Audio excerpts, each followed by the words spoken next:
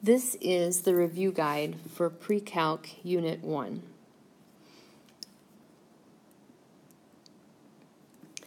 Now remember that with the icon over here, that this first section is going to be the types of problems that you will not be given a calculator for. Remember that the test is in two parts, one part with calculator, one part without calculator. You should really know all of these special angles by memory. So let's start with the 30 and 45 and 60. Actually, let's start before we do that with the radians. 0 degrees is 0 radians. 30 degrees is pi over 6 radians. 45 degrees is pi over 4 radians. And 60 degrees is pi over 3 radians. 90 degrees is pi over 2 radians. You need to have the radian values memorized for the most common angles that we use. Now, let's skip 0 and 90 for a minute and start with the 30, 45, and 60. And remember that the sine of 30 is 1/2. And if I think of that as radical 1 over 2, sine of 45, radical 2 over 2, and sine of 60, radical 3 over 2, I've got my numerators going radical 1, radical 2, radical 3, and the denominators are 2's. So for 30, 45, 60, for the sine, these are the values. Remember that the cosine would be the same values, but going backwards. So radical 3 over 2, radical 2 over 2, and 1 over 2. And then for your tangent, radical 3 over 3, 1, and for 60 degrees or pi over 3, it's just radical 3. Now, if you want to see the triangles that we use to derive these values from, there's another video that I have posted to Google Classroom that I made where I talk through how to find the numbers that you're using to get the 30, 60, and 45 degree trig values. Now let's talk about 0 and 90, and I'm going to remind you of the graph space that you would have for a unit circle and the points that are 1 and 0 at the quadrantal angles. So we have 1, 0 here, and 0, 1 here, negative 1, 0 here, and 0, negative 1 down here. And remember that cosine is your x value and sine is your y value. So if I want to find the sine of 0, I'm going to look at where 0 is on my unit circle. Remember that sine is the y value, and so sine of 0 is going to be 0, and cosine of 0 is going to be 1. 90, remember, is your point up here at the top, and so your sine of 90 is 1, and your cosine of 90 is 0. Remember also that tangent of any angle is equal to the sine of that angle divided by the cosine of that angle. And so to find the tangent of 0, my thinking is that I'm going to divide 0 divided by 1, which is just 0. The tangent of 90, sine divided by cosine, sine divided by cosine, 1 divided by 0. Well, you can't divide a number by 0. And so the tangent of 90 is undefined.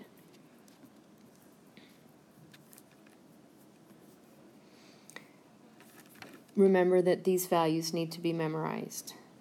Now, let's talk about finding the values of angles that are in the second, third, and fourth quadrant with some quadrantal angles mixed in here.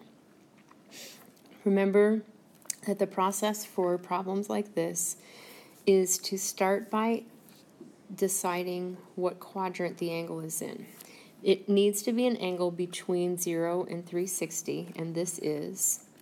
And 315 degrees is in the fourth quadrant. And your your reference angle is the angle that you are concerned about. And your reference angle here is 45 degrees. And in the fourth quadrant, sine is negative. Remember to use your all sad turtles cry to decide what's positive where. And in the fourth quadrant, cosine and secant are positive, so all the rest of the trig functions are negative. And then we want to find out, or try to remember, what sine of 45, and you can see up above at the top of this page that the sine of 45 is radical 2 over 2. So the sine of 315 degrees is going to be negative radical 2 over 2.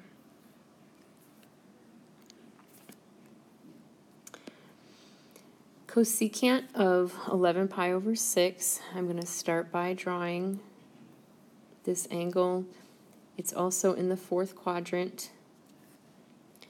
And I also want to remember the reference angle. And here, excuse me, the reference angle is pi over 6.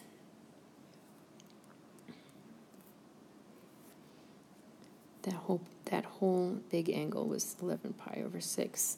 One more pi over 6 would get me to 12 pi over 6, and that's where I get that reference angle from. And cosecant, like sine, is negative in the fourth quadrant. And the cosecant is the reciprocal of sine. So if I want to know the sine of pi over 6, it's 1/2. And the cosecant of pi over 6 is 2 over 1, which is just 2. And in the fourth quadrant, it's negative. And so my answer for part B is negative 2.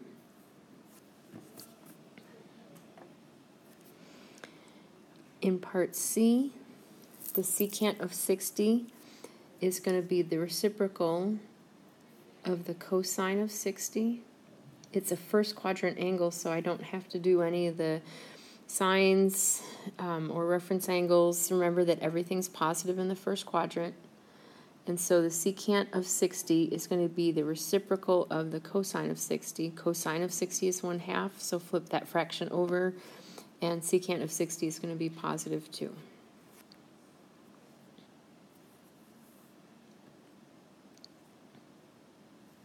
Now, to find the value of one of the quadrantal angles, start by deciding where on the graph is negative 90. And so I would say, look, negative 90, if I start here and go in the negative direction, is right here. And so it should be the same as the cosine of 270. It's all about that terminal side of the angle. And then the cosine of 270, let's go back up here to our ones and zeros. I'm going to redraw the ones and zeros.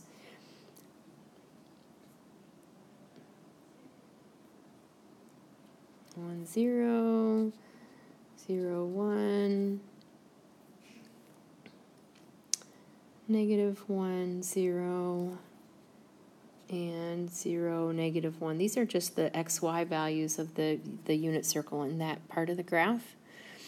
And remember that cosine is the x values, and at 270 the cosine is 0. And so the cosine of negative 90 is also equal to 0.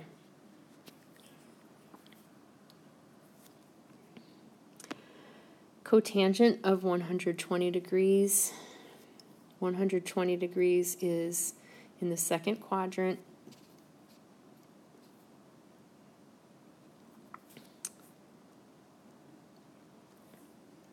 And the reference angle, remember, goes to the x-axis always. And so in this case, My reference angle is 60 degrees because 180 minus 120 is 60 degrees. Cotangent is going to be negative in the second quadrant because cotangent is positive in the first and third, so negative in the second. And the cotangent of 60 is the reciprocal of tangent of 60. Tangent of 60 is radical 3, and so cotangent of 60 is radical 3 over 3. And so the cotangent of 120 is negative radical 3 over 3.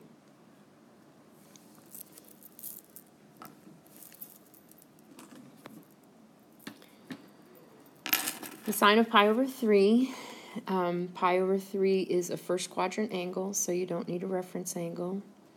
It's right here. And you will see that up above we've got the sine of pi over 3 is the same as sine of 60, and that's going to be the fraction radical 3 over 2.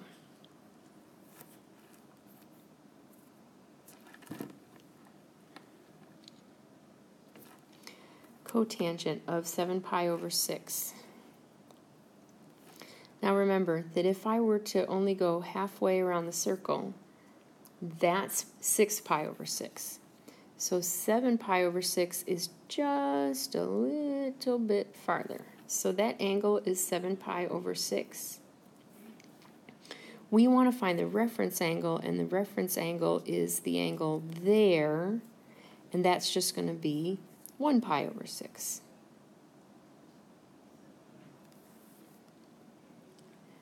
Cotangent in the third quadrant is positive, and so really we're looking for the cotangent of pi over 6, or the cotangent of 30, which is radical 3.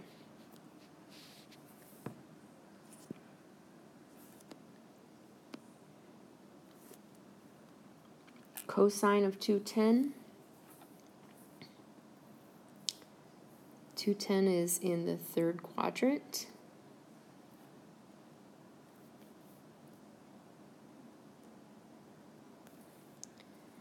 The reference angle for 210 is 30 degrees.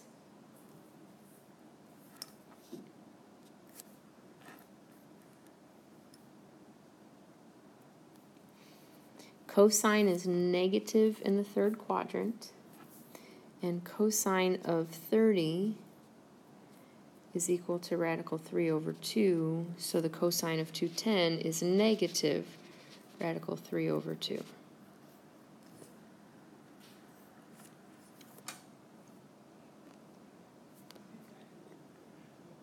Tangent of pi, remember my ones and zeros, 180 is there, that point is negative 1, 0. Remember that tangent is equal to sine over cos. So the sine is 0 and the cosine is negative 1. So tangent of pi would be the same as 0 over negative 1. And so the tangent of pi is just 0.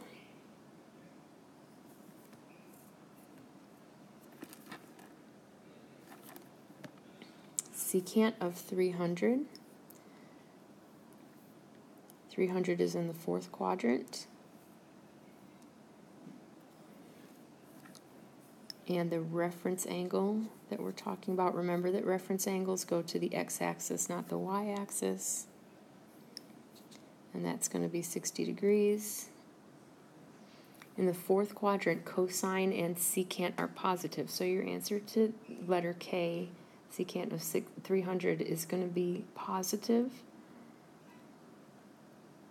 And the secant of 60 is the same as the reciprocal of 1 over cosine of 60. I have to fix that.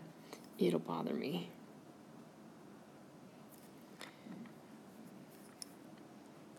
And cosine of 60 is 1/2, so the reciprocal of 1/2 is just 2.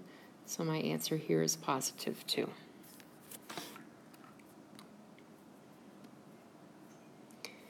Now again, I really want to draw this angle, Because it's negative, I'm going in a clockwise direction. If I were to go halfway around, that's pi, negative pi, or 4 pi over 4. But we're not quite going that far. We're going 3 pi over 4 in the negative direction. So the terminal side is there. This angle is negative 3 pi over 4. But what we really care about is the reference angle. So the reference angle is here. It's between the terminal side and the x-axis. And since the angle that we're talking about is 3 pi over 4, it just takes one more pi over 4.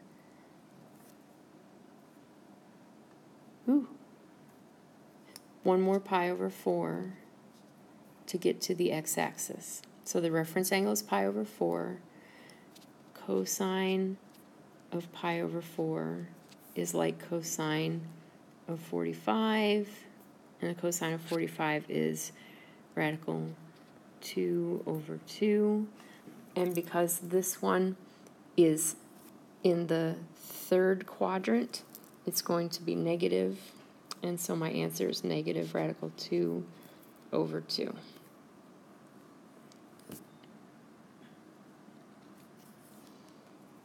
I think this last problem was in your notes, tangent of 300.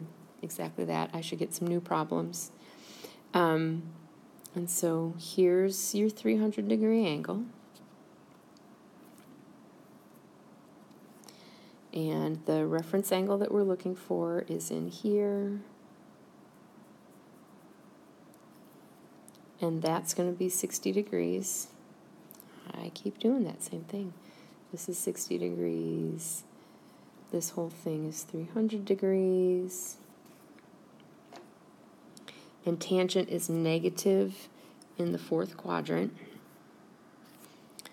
The tangent of 60 is radical 3, and so the tangent of 300 is negative radical 3.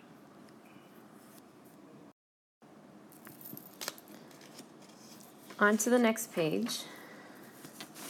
So if you know that the tangent of 60 degrees is equal to radical 3, then you're really looking for that same angle, but the cotangent. And so the cotangent of theta, which is 60 for this problem, is going to be radical 3 over 3. In number 4, we know that sine is positive in the first and the second quadrants, and cosine is negative in the second and third quadrants. And so those two overlap in the second quadrant.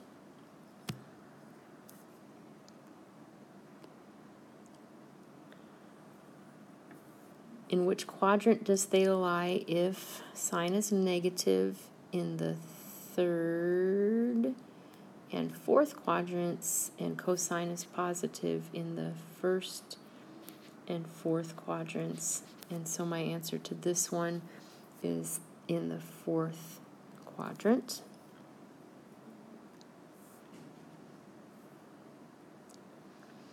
So 695 is obviously bigger than 360. So I kind of want to get a feel for where the terminal side will be and how many times it's going to go around the circle. So I want to start by finding a coterminal angle, an angle that's coterminal or has the same terminal side as 695.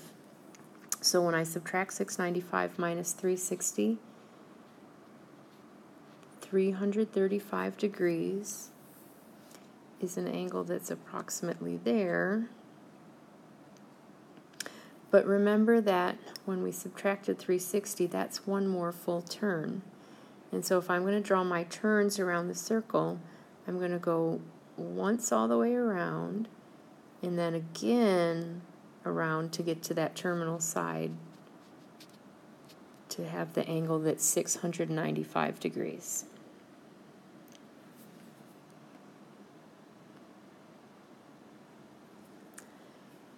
Now, notice the wording here. You want the smallest possible positive measure and that it's coterminal with negative 395. So what you're going to want to do here is start with negative 395 and add 360. And when you do that, you're going to get negative 35. Quick, do a little check and make sure that it makes sense to you that if you take a bigger negative number and add a smaller positive number, that your answer is still going to be negative. Well, I still don't have a positive answer, and so I'm going to add 360 again. So negative 35 plus 360. Now, ask yourself, can you tell that your answer will be positive there? You've got a small negative number and a big positive number, and when you add those, then you're going to end up with a positive number, and it will be 325. What? 325 degrees is the smallest possible positive angle that's coterminal with negative 395. Just keep adding 360 degrees or subtracting if necessary to answer the question that's being asked. So here's another one.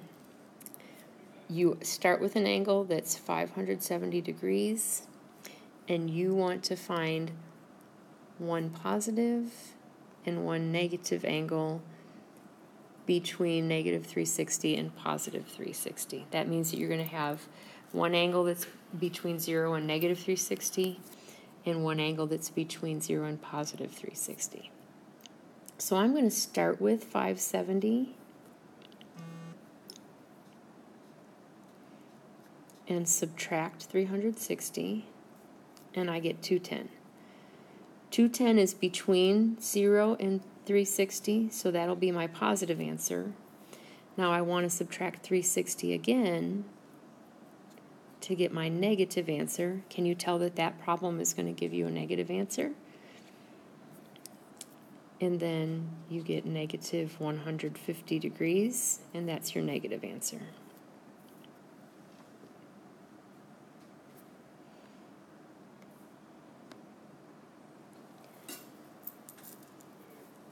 Now, in this problem, you're told that the angle is in the second quadrant. And so when you draw this, you want to draw a second quadrant triangle.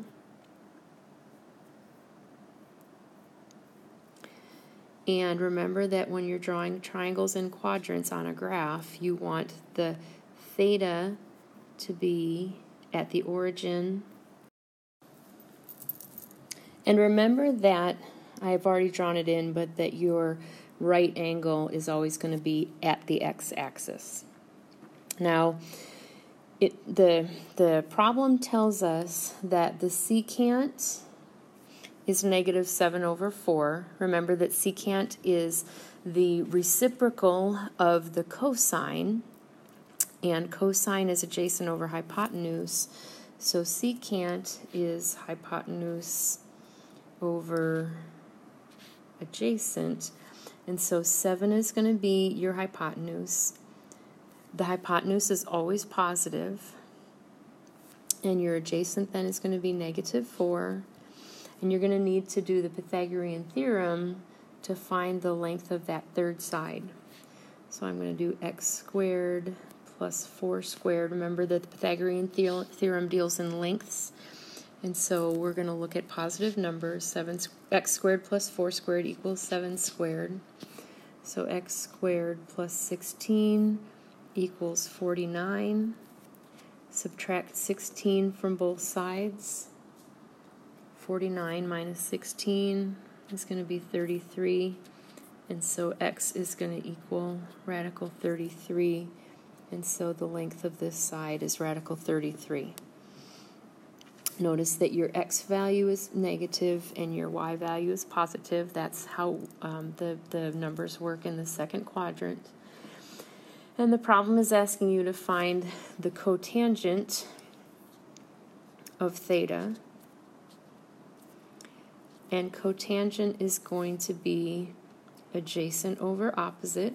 It's the reciprocal of tangent, which is opposite over adjacent. So it's adjacent over opposite, and that's negative 4 over radical 33. We need to rationalize the denominator, and so both the numerator and denominator are multiplied by radical 33, and your cotangent of theta then is equal to negative 4 radical 33 all over just 33.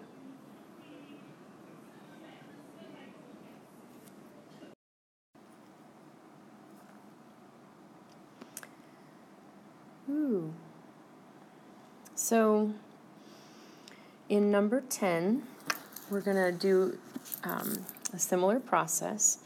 We're going to say, all right, this triangle is in quadrant 4, so we'll draw a fourth quadrant triangle. Again, remember that theta is at the origin, your right angle is on the x-axis, so this is going to be theta right here. And sine is opposite over hypotenuse, and so that means that the 12 is the hypotenuse and that the negative 5 is the opposite side, and it should make sense that y is negative, or that opposite side is negative in the fourth quadrant, and we need to solve for the remaining side, and so we're going to do 5 squared plus x squared equals 12 squared. And so that's 25 plus x squared equals 144. And x squared, then 144 minus 25 is going to be 119. And therefore x is equal to the square root of 119. And that's going to be positive on that side of the triangle in the fourth quadrant. Now the question is asking us to find the cotangent and the secant. So let's start with cotangent. The cotangent of an angle is the adjacent over the opposite. Cotangent, adjacent over opposite, and so that's going to be the square root of 119 over negative 5, or negative of that entire fraction, radical 119 over 5. Then we're asked to find the secant of theta, and secant is hypotenuse over adjacent. We've talked about both of those in problems just on this page already. Secant is hypotenuse over adjacent, and in this problem the hypotenuse is 12 and the adjacent side is radical 119. Now both of those are positive, so your answer is going to be positive, and in the fourth quadrant secant is positive. But we need to rationalize the denominator, and so we're going to multiply the top and the bottom by radical 119. And the answer to that problem is 12 radical 119 all over 119. That's your secant.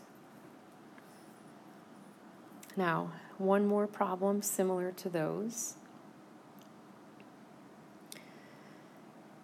In this problem, you're not told what quadrant, but you know that cosine is negative. Notice that cosine here is negative, and cosine is negative. Cosine is negative in the second and third quadrants. Sine is negative in the third and the fourth quadrants. And so this problem is talking about quadrant 3. So we're going to draw a third quadrant triangle.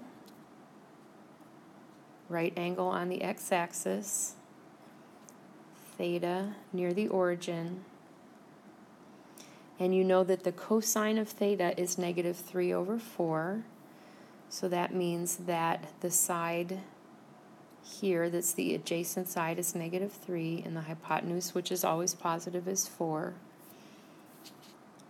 3 squared plus x squared equals 4 squared. 9 plus x squared equals 16. 16 minus 9 is going to be 7, and therefore x is equal to radical 7. And so this side over here, let me try to squeeze this in here, is negative radical 7. It's negative because it's in the third quadrant, and both the x and y axes are negative in the third quadrant. So now we are asked to find both the tangent and the cosecant. So let's start with the tangent. We know that the tangent is opposite over adjacent. In this case, that's going to be negative radical 7 over negative 3. And we know that tangent is positive in the third quadrant, and we know that negative divided by negative is positive, and so the tangent of theta in this case is radical 7 over 3, positive radical 7 over 3.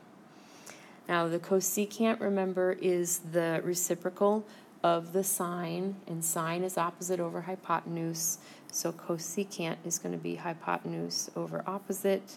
So cosecant of theta is going to equal 4 over negative radical 7. We have to rationalize that denominator, and so the cosecant is going to equal, the whole fraction is negative, and the numerator is 4 radical 7 all over 7.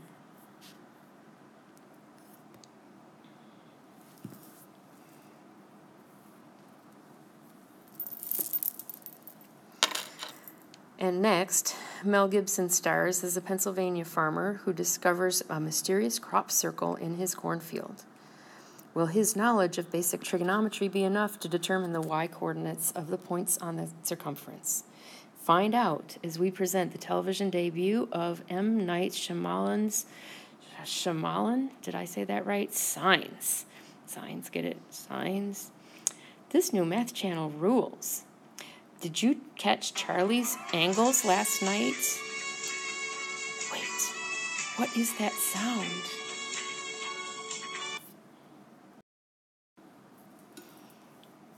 Now we'll do the last two problems without a calculator, and then we get to pick up our calculators after number 13.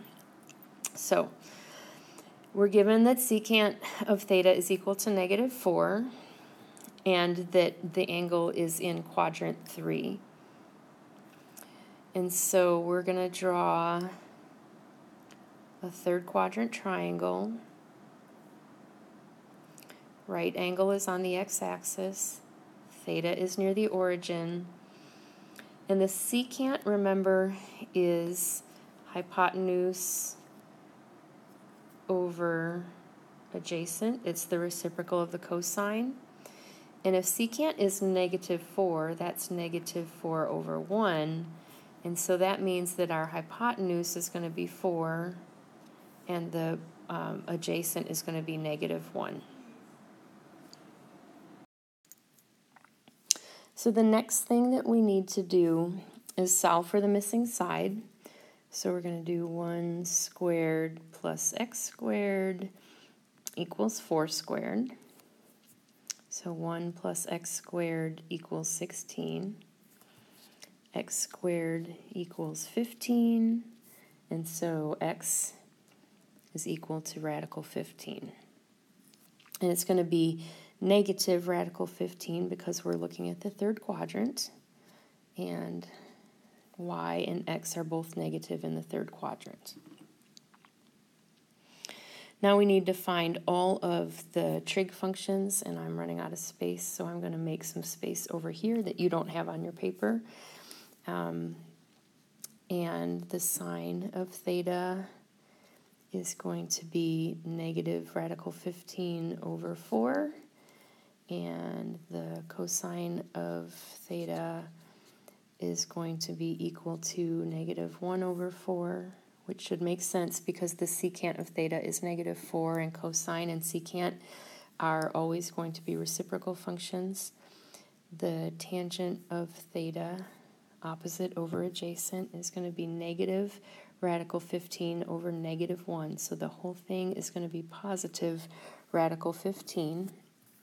Now I like to work my way backwards, so cotangent of theta is going to be -1 over negative radical 15. That's going to become positive, but remember, 1 over radical 15, you're going to need to rationalize the denominator, and you'll get radical 15 in the numerator over just 15 in the denominator. You already know that secant of theta is -4, and let's see if I can squeeze this in here. Cosecant of theta is going to be, oh, maybe I can't sneak it in there. 4 over negative radical 15 has to be rationalized, and so you're going to have -4, maybe, -4 radical 15 in the numerator and just 15 in the denominator when you rationalize the denominator. So here are your 6 trig functions there. And the thing that I want to point out to you is that this is a third quadrant triangle, and we worked all the numbers based on the fact that we have both a -x and a -y value. But I want you to remember that you learned your all sad turtles cry mnemonic, and that means that in the third quadrant, only tangent and cotangent are positive. And if you look at the values that you just computed for the trig functions, you found that your sine is negative and cosecant is negative and cosine is negative and secant is negative. All 4 of those are negative, and yet your tangent and your cotangent are positive. And that goes along with your all sad turtles cry. Tangent and cotangent are positive in the, and I want to get rid of that, in the third quadrant. So moving along then to number 13. In number 13, we're going to draw a triangle. And again, it's a third quadrant triangle because -6, -8 is in the third quadrant. So let's say that that point is -6, -8. Remember that you're going to draw the perpendicular to the x-axis. Theta is going to be near the origin. And in this case, this side of the triangle is -6, and this side of the triangle is -8. And so I'm going to compute 6 squared plus 8 squared equals x squared. 36 plus 64 equals x squared. So that's going to be 100 equals x squared. And the square root of x, the square root of 100, is going to make 10 equal to x, and so your hypotenuse is going to be 10. Notice that 6, 8, and 10 are all divisible by 2, and so when you do your trig functions, you're going to need to simplify or reduce all of those fractions. So sine of theta is going to be -8 over 10, which reduces to -4 over 5. Cosine of theta is going to be -6 over 10, so that's going to simplify to -3 over 5. And your tangent of theta is going to be 8 over 6, -8 over -6, I'm sorry, and divide out the 2, but also divide out the negative, and you end up with 4 over 3. Your cotangent of theta, now I'm just going to flip over the fractions that I've already computed, so your cotangent is 3 over 4. Your secant of theta is -5 over 3, and your cosecant of theta is going to be -5 over 4.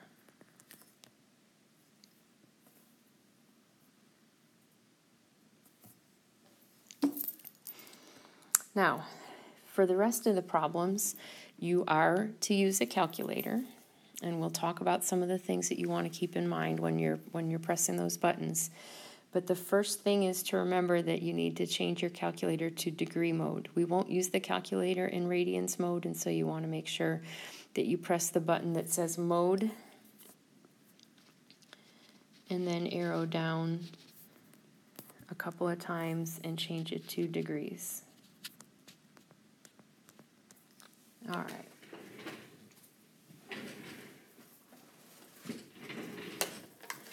So, this table should look familiar to you. It was both on the quiz that we took, and something similar to it was on a warm-up that we did in class. Let's start with converting between degree measure and radian measure. If you're given a number of degrees and you need to change that to radians, you want to multiply by pi over 180. And what I would do is into my calculator, I would type the fraction 120 over 180.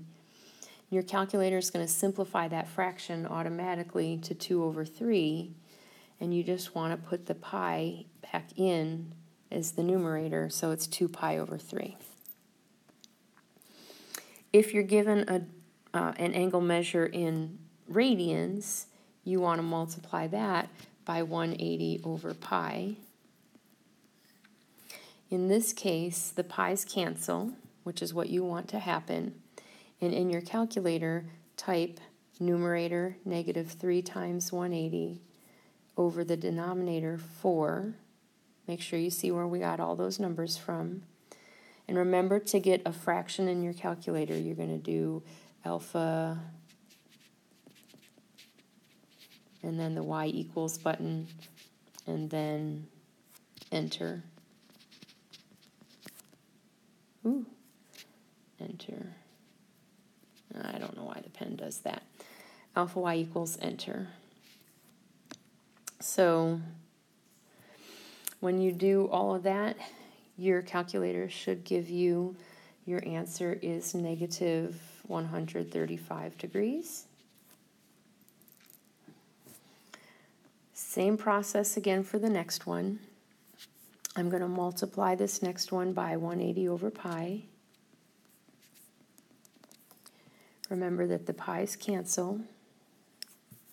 And in my calculator, I'm going to type in the numerator 5 times 180, and in the denominator over 4. When I type all that in and hit enter, the calculator will give me 225 degrees. And last but not least, the negative 250, you want to multiply by pi over 180. And in your calculator, you're going to want to type the fraction negative 250 in the numerator and 180 in the denominator. And when you do that, your calculator will simplify that fraction automatically to negative 25 over 18, but you want to write negative 25 pi over 18.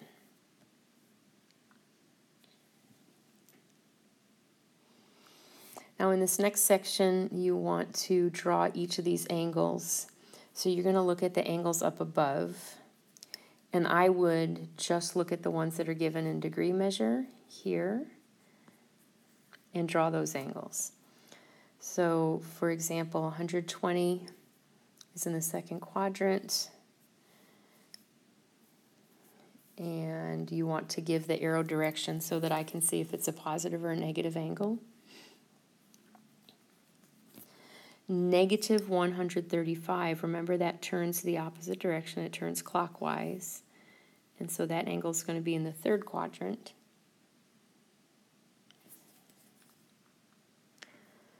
$225 is in fact the same angle, but it's going to be a positive rotation, but it still ends in the third quadrant.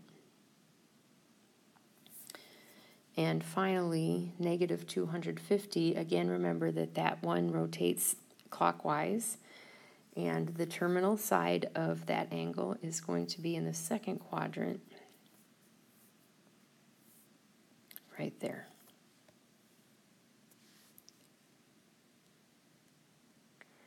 Now, to find a positive and negative coterminal angle, you don't want to give the angle that's up above as one of your answers. You don't want, it doesn't say in the directions, it does not say between 0 and 360 or between negative 360 and positive 360. It doesn't give you any of that. It just wants one positive and one negative coterminal angle.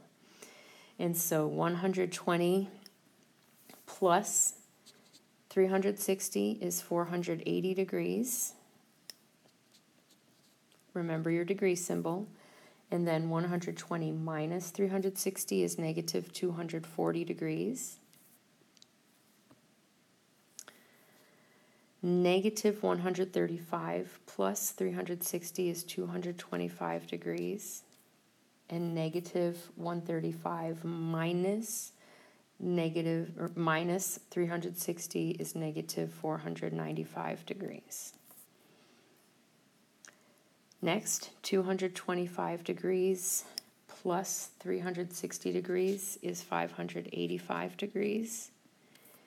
And 225 degrees minus 360 degrees is negative 135 degrees. Last but not least, negative 250 plus 360 degrees is 110 degrees. Negative 250 minus, oh, and I have the wrong answer here. So y'all give me just a second. Negative 250 degrees minus 360 degrees is going to be negative 610 degrees.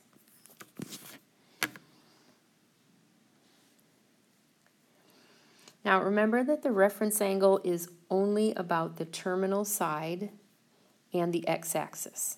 Here's the terminal side, here's the x-axis, and so your reference angle here is going to be 60 degrees.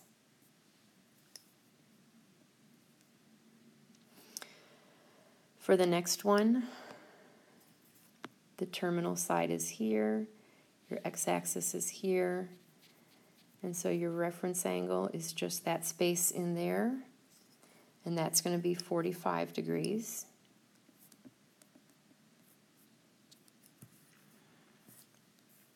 Remember that we had said that the next angle is exactly the same, and so for this one, it's that same space, and it's going to be the same answer. So that'll also be 45 degrees. And for this last one, the reference angle that we're looking at is in this space right here. And 180 minus 110 is going to give us a 70-degree reference angle.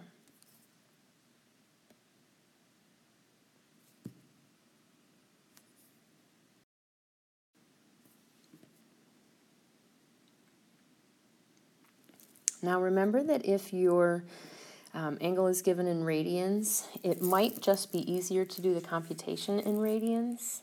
So for example, in number 15, you want the reference angle of 16 pi over 5. Well, 16 pi over 5, first of all, is bigger than 360, or 2 pi, because 2 pi, if you think about this here, 2 pi is equal to 10 pi over 5. So if 2 pi equals 10 pi over 5, and we're looking at 16 pi over 5, the first thing we want to do is subtract 2 pi. But 2 pi, remember, is 10 pi over 5, and so 16 pi over 5 minus 2 pi, or minus 10 pi over 5, is 6 pi over 5. So remember when we talked about the reference angles and how it's a little bit easier to do the reference angles with radians, and we would say that the 180 degrees is like just pi, but that's the same as saying 5 pi over 5, and I'm choosing 5 because my denominator here is 5, and I want the denominator there to be the same. And so if that whole thing is 5 pi over 5, then 6 pi over 5 would be right about there. And so that reference angle is just that space in between, and that's going to be 1 pi over 5. So your reference angle is pi over 5, and that's in the third quadrant.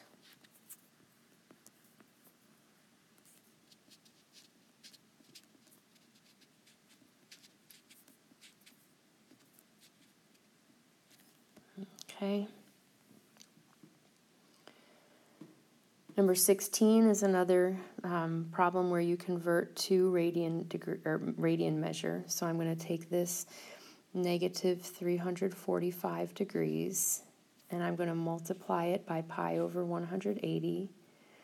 And remember that in your calculator, you want to type the fraction negative 345 over 180, and then when you hit enter, your calculator will simplify the fraction for you, and you end up with negative 23 over 12.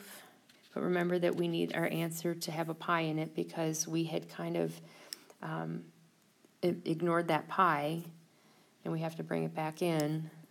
And so your answer is negative 23 pi over 12. And then in number 17, you're changing that negative 7 pi over 12 radians to degrees. So negative 7 pi over 12. And this time you're going to multiply by 180 over pi because you want the pi's to cancel. So that pi cancels with that pi. And in your calculator, you're going to type a fraction. In the numerator, negative 7 times 180, and over the denominator, 12. And when you enter all of that into your calculator, you get the answer negative 105 degrees.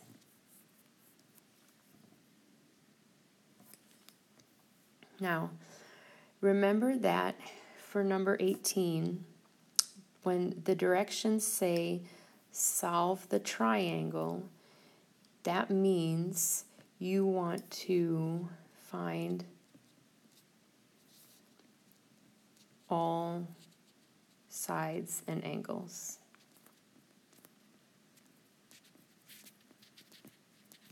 Now, you don't have to find the ones or restate the ones that are already given to you. You also don't need to show the 90-degree angle. If you give me them again, that's fine.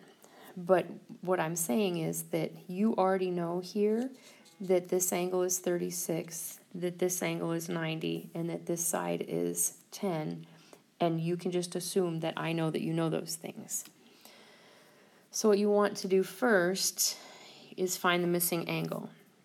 And so I'm going to take 180 minus 90, that's this one, and I have 90, and then I'm going to do 90 minus 36, that's this one, and 90 minus 36 is going to give me 54, and so now you can say that angle B equals 54 degrees. Remember that it helps your teacher grade your paper if they can find your work easily, and so if you put a box or a circle or something around it, that'll help me find your work. Now we also need to find the length of side B and the length of side A. You're going to use trig functions for both of them. And so let's start with side A and use the angle that you know. So the sine of 36 degrees is equal to A over 10. That's your opposite over your hypotenuse. When you type this into your calculator, you're going to type exactly 10 times sine of 36. You don't have to write that on your paper. I do need to see sine of 36 equals A over 10, and then I need to see that A is equal to 5.88.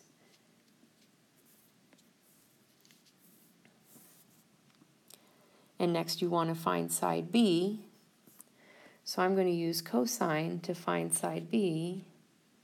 and the cosine of 36 degrees is b over 10. So again, in your calculator, you'll type 10 times cosine of 36, but you don't need to write that. Just write the cosine of 36 is b over 10, and then that you found that b is equal to 8.09.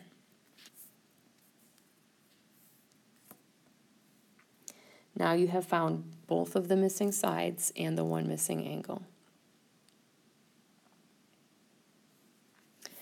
Now for this next problem, I would convert each of these radian measures to degrees, and 2 pi over 3 is 120.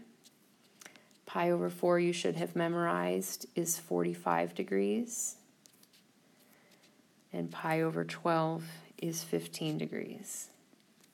And then I would just take those three numbers, 120 plus 45 plus 15, add them up, and you get 180. That's an 8 degrees. Therefore, the answer, because it's asking a true or false question, if the three angles of any triangle add up to 180, then it can be a triangle. It can be the angles of the triangle, and so that's going to be true. In number 20, you want to find two values that make the sine of theta negative 1/2. Well, remember that sine is positive in the first, positive in the second, but negative in the third and fourth quadrants. And sine is positive 1/2 at sine of 30. So sine of 30 is positive 1/2, and now we want to talk about when sine is negative. So we want a 30-degree angle in the third quadrant and a 30-degree angle in the fourth quadrant. And to find those angles that have a reference angle of 30 degrees, you would say 180 plus 30 is 210, and in the fourth quadrant, 360 minus 30 is 330. And so your two angles are 210 degrees and 330 degrees.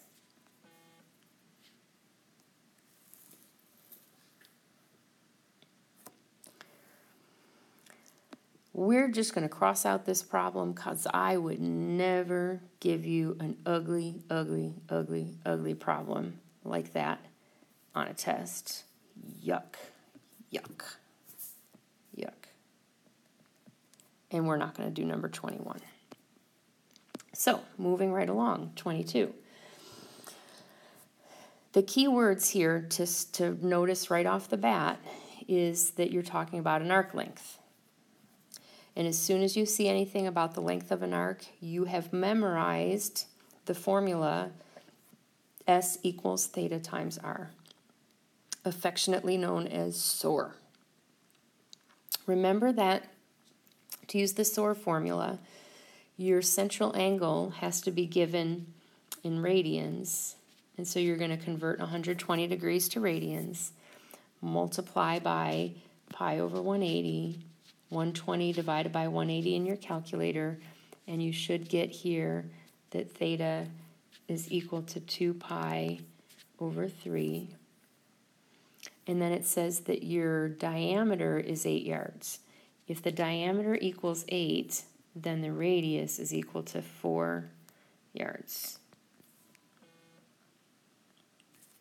So your arc length is equal to 2 pi over 3 times 4 yards.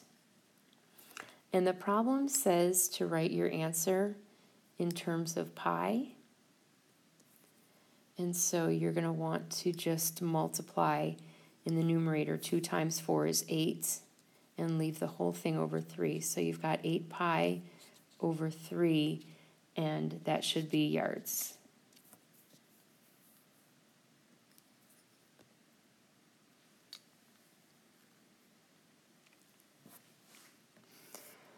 In number 23, this asks you to find both the arc length and the area, and it gives you the central angle in degrees.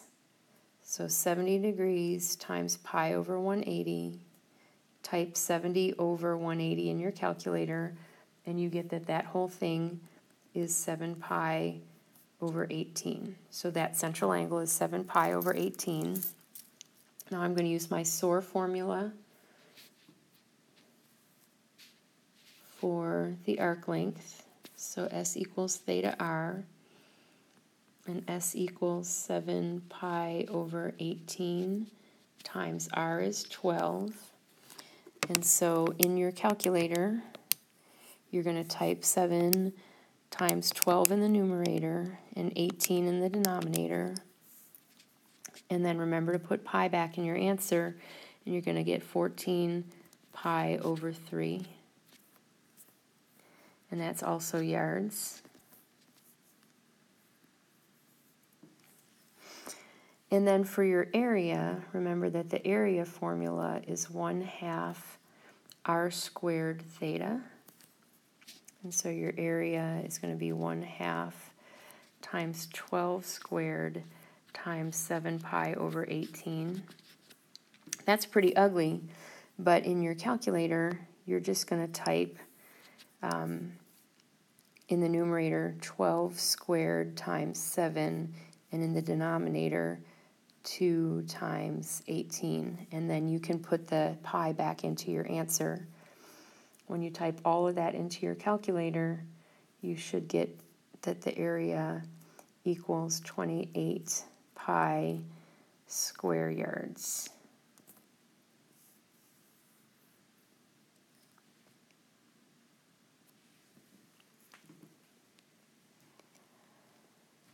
And for number 24, you're just looking for the area. And so, again, your area formula is 1/2 times r squared times theta. You're given that theta is 2 pi over 3, and your radius is 8. And so the area equals 1/2 times 8 squared times 2 pi over 3. When you type all of that into your calculator, you should get A equals 64 pi all over 3 inches squared, or square inches.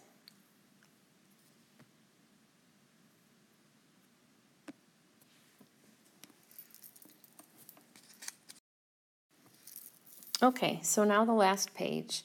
And please notice that at the top of the page it says show your work on separate paper. So grab a spare sheet of paper, pause the video, go grab another piece of paper. Do not try to squish your work into this space like I am going to do. Just the only reason that I'm doing that is so that I can talk about the problems on the same video that I'm showing you how to do them.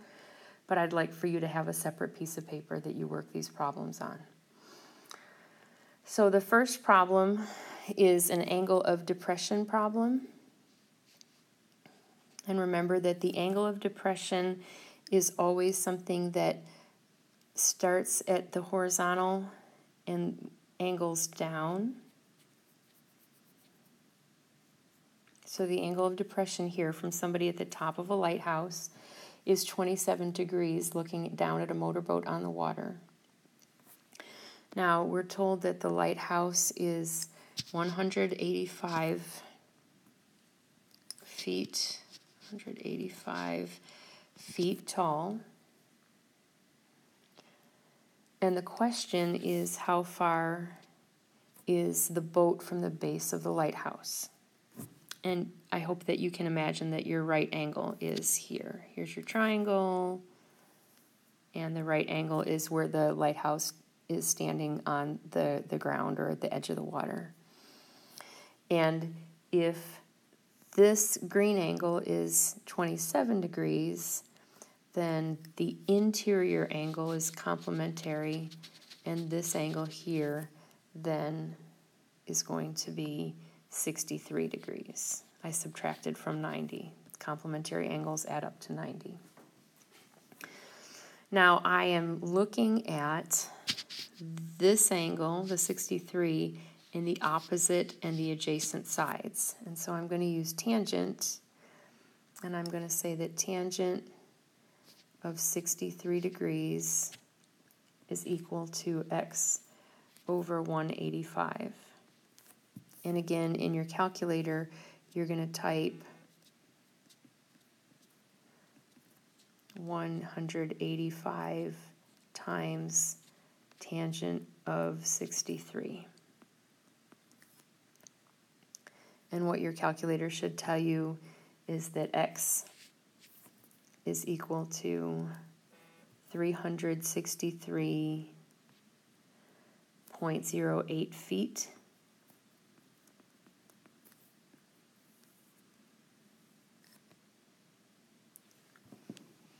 And that is how far the boat is from the bottom of the lighthouse. Now, in the next problem, it's going to be a little tricky to draw. And the first thing that you need to know is that in 1 mile, there are 5,280 feet. Because notice that this problem has some of the dimensions given in feet and some of the dimensions given in miles. And so we're going to convert miles to feet. So I'm going to draw this very small space triangle.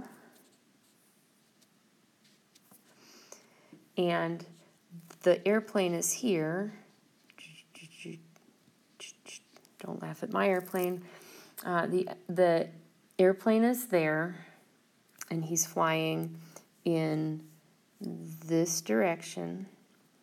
Okay, that's your horizontal. And the airplane is 3,700 feet altitude, which means above whatever point we're talking about. And where he is 3 miles away from the airport, which is right here. And 3 times 5,280 to find out how many feet are in 3 miles is 15,840. Double check my math. And then the question is asking what angle of depression does the airplane need to make? What is the angle that he has to fly down toward the airport? And remember that you can either compute the angle inside at the top, or just say that alternate interior angles here. I think that this way is easier. Alternate interior angles on either side of a transversal are equivalent. And so this is one of the problems where you need to find an angle. And so you know that the tangent of theta, whatever theta is going to be equal to the opposite over the adjacent. And so that's going to be 3,700 over 15,840.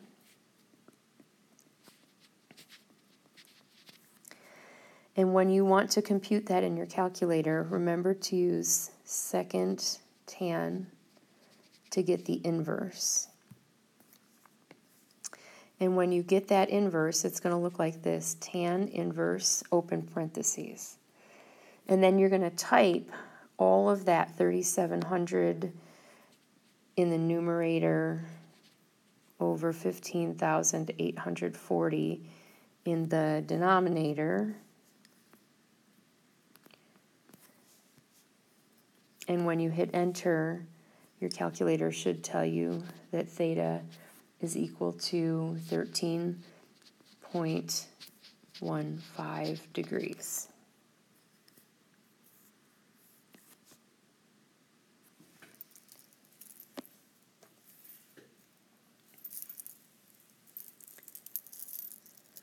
Number 27. So another chairlift at a ski resort problem.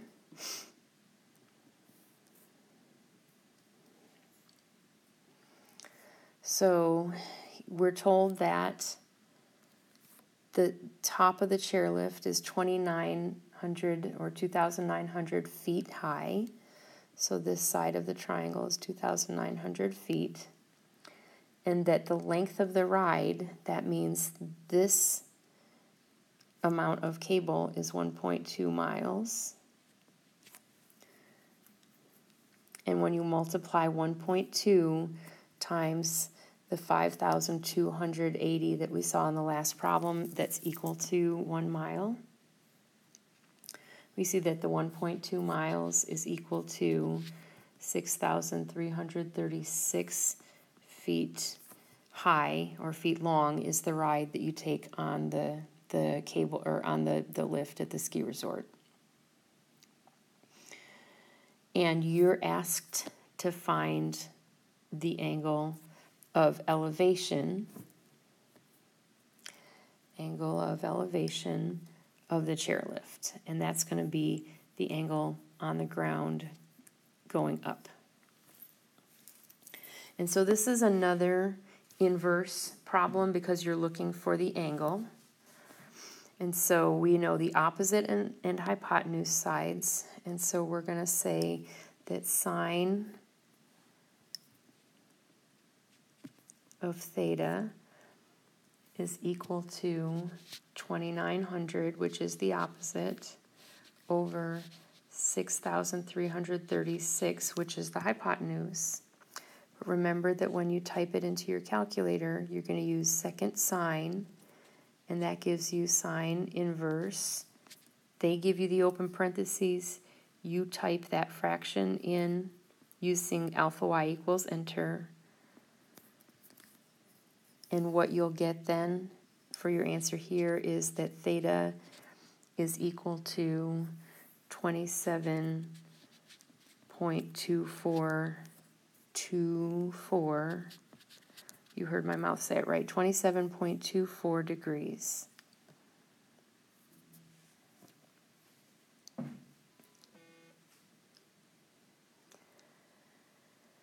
Now, in number 28, it asks you how many inches does the windshield wiper, the tip of the windshield wiper, travel. Now, what I want you to imagine is that on this car windshield,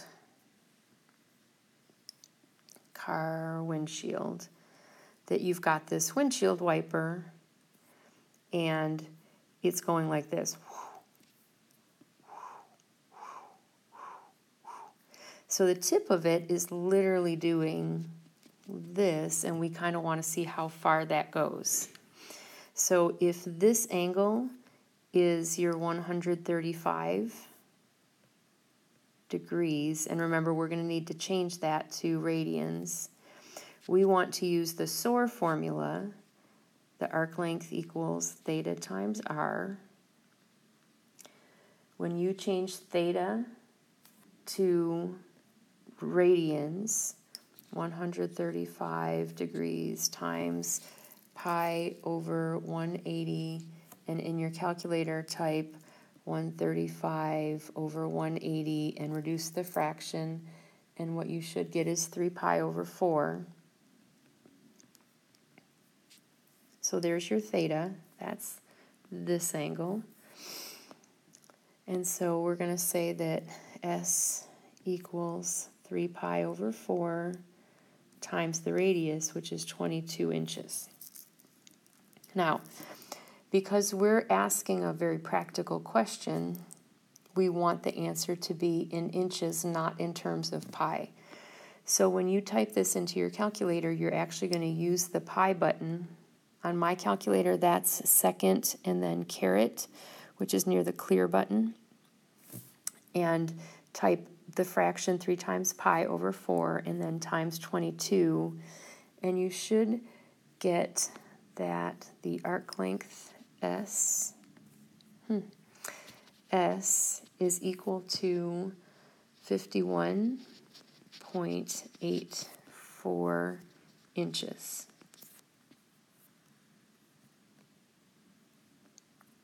So the tip of the windshield wiper travels 51.84 inches when it travels through an angle of 135 degrees.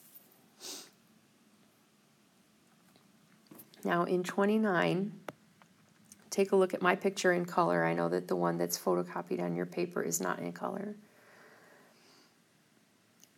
And you can imagine this river, and some surveyors are trying to build this bridge across this river, and they need to know how long is that side, EF. They tell you that these two sides are perpendicular, and so your right angle is there.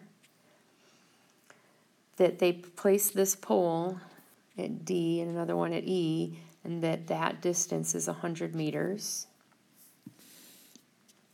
And when they look over at this pole, they know that the angle that is formed here is 32 degrees.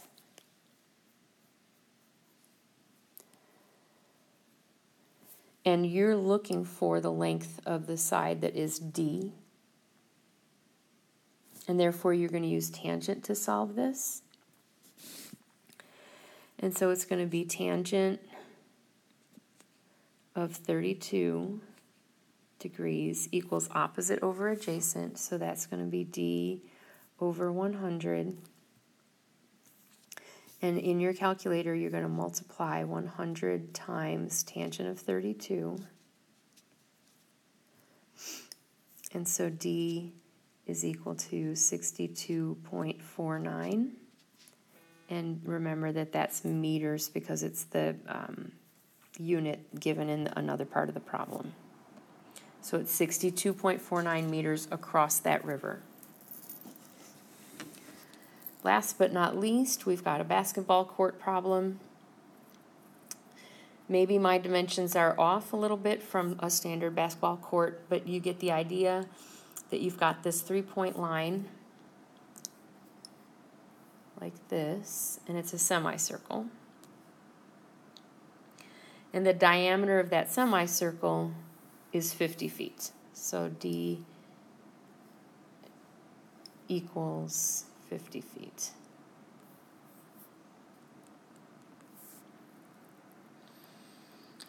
If D equals 50 feet and our formula is dealing R, then R is 25 feet. And the angle that we're talking about, because we're talking about a diameter, is 180 degrees, or in radians it's pi. And we are asked to find both the arc length, which is the actual length of the free throw line, that arc length, as well as the area of the space inside the free throw line. And so let's start with the SOAR formula, the arc length formula. S equals theta R. And so S here is going to equal pi times 25 feet. And because we're actually giving lengths that can be measured or that will need to be measured, we're going to type pi into the calculator as pi. Don't use 3.14 because that's a rounded answer used to compute another answer. Use the pi button on your calculator. And pi here is going to, or the arc length here is going to be 78.54 feet.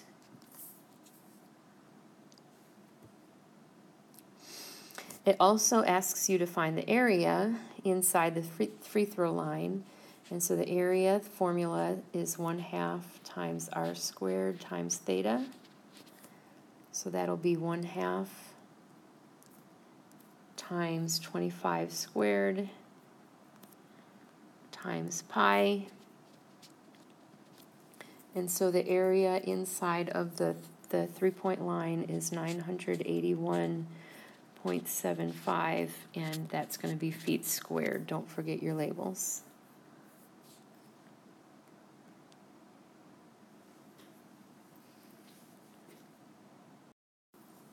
But wait, don't go. Don't go yet. Because I want to do one more thing. So don't go yet. I'm going to do one more thing, because as I worked through the review guide packet, I realized that there were not any problems that asked you to do a computation of a trig function with a variable and a denominator. And so I'm going to create a problem like that and make sure that you all know how to walk through a problem that has a variable and a denominator. So find a scratch piece of paper or the back of a paper or something. You don't even have to hand this part in. Or I think that the review guide has a blank page on the back. And so let's take a look at the problem that I'm going to make up right now. I'm making this problem up, and it's going to be a right triangle with a right angle here. And let's say that this angle in the bottom corner is 53 degrees. And that the side that I know is the opposite side, and let's call that 17. And the side that I want you to find is the hypotenuse, that's x. So here we have an angle and the opposite side and the hypotenuse. And the trig function that deals with opposite and hypotenuse is sine. And so we're going to say sine of 53, sine is equal to opposite over hypotenuse, so that's going to be 17 over x. Now notice that x is in the denominator. In order to solve this, you want to type into your calculator, type it as a fraction, use use alpha, y equals enter, and type the fraction 17 divided by sine of 53 degrees. And then when you hit enter, the answer that you get that I haven't computed yet, 17 over sine of 53, you should get 21.29. So remember that if your variable is on the bottom, when you're solving a trig function, that you divide the numerator by the trig function instead of multiplying. And that's just my made-up problem at the end of the review guide. So ask questions if you have questions. Let me know if you see any errors here in the video. And let's get ready for this test.